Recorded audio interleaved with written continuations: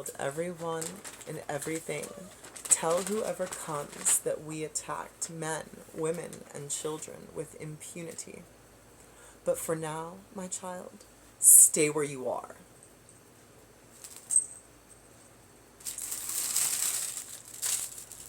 The last words were spoken like a command, and instantly I could feel the words repeating in my head, echoing throughout my thoughts until all else was drowned out. And without even realizing it, I became rooted to the spot that I had stood. She turned to my parents, who had been trying to conjure up another blast of magic, but Countess Darkclaw had been right. They had drained themselves.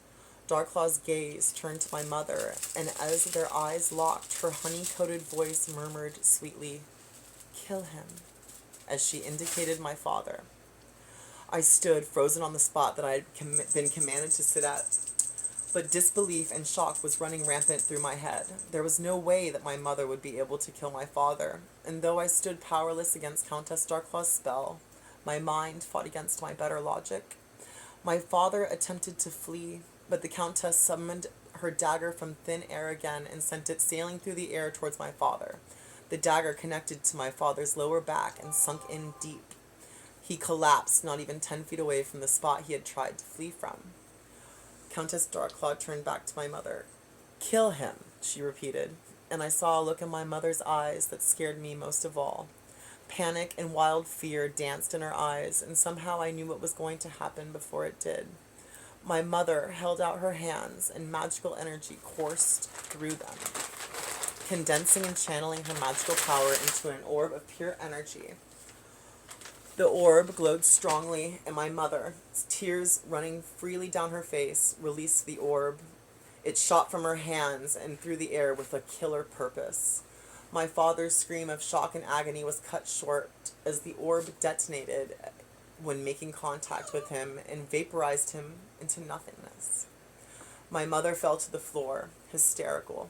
I tore away my eyes from the scene, and though every inch of my being wanted to do something, anything, I was still bound to the spot I stood. The only thing I could do was look somewhere else. I gazed out the window, and my eyes met a scene as horrific as the events that had just happened inside of my home. Darklaw's sister, Legion, had made short work of my world's entire army. Legion's insect monsters ran unchecked across my once beautiful planet, and in the center of chaos was Legion, a pestilent tornado of death. The few remaining soldiers had been fighting valiantly, but Legion, it seemed, was sick of toying with them. She crooked her finger at a group of soldiers, and instantly their skin was ripped from their bodies, and they fell to the ground, screaming in agony. A couple soldiers turned and fled, abandoning the battle, but Legion left no survivors. She opened her mouth, and from it flew thousands of cockroaches and other beetles that ripped and tore at the soldiers' skin. Within minutes, the swarm had consumed them. Only 5 soldiers remained, and I averted my eyes, not wishing to see what would happen to them. This all happened in just a few seconds, and suddenly I heard Countess Darkclaw laugh, a soft, breathy giggle, her voice so sweet and feminine when she spoke. "You see what your race's pride and arrogance has gotten you? You and your fellow spellcasters sought to delve too deeply into magic, and you recklessly exploited the magic of your world, never thinking that perhaps there were more powerful beings out there watching you.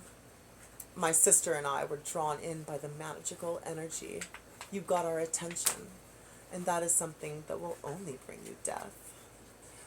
You, my child," she turned to me, "I am allowing you to keep your life. After my sister and I drain your world of all energy and destroy it, others will come to examine the remains of your civilization. You will tell them exactly what happened here. You will tell them that soon Legion and I will come for them too. Tell them that soon the entire universe will be in our grasp. No one can stop us." Suddenly my mother spoke.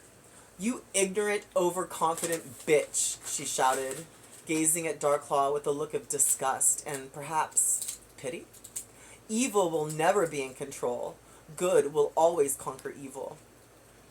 Someone, somewhere, will stop you, and when that day comes, think of me." And then my mother spat in Countess Darkclaw's face. I expected a flash of anger, a storm of rage, but the Countess only laughed softly, and her sugar-coated voice dripped with honey as she spoke. Such an interesting point, she cooed. Now, allow me to make mine. The Countess conjured up her dagger a third time. She twirled it a few times in her right hand and then threw it with such force that it impaled my mother's head right between the eyes and nailed itself into the far wall, some 15 feet away, with my mother hanging from the knife like some macabre decoration. The Countess turned and left. Some minutes later, I realized her spell no longer held me in place, but my own shock and fear. I ran outside and saw only destruction. The sky had turned blood red, and devastating earthquakes ripped apart my world. I vowed that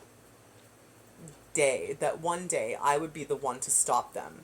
I promised myself that I would avenge my family and my world. Years have passed since then, and I've become strong and learned much about my two sworn enemies, the Demon Sisters, Countess Darkclaw and Legion.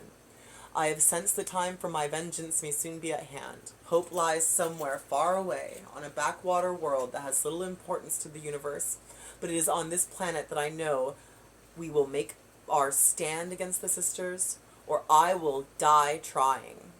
My name is Keldar Kragen, and vengeance is my only mistress. End of prologue.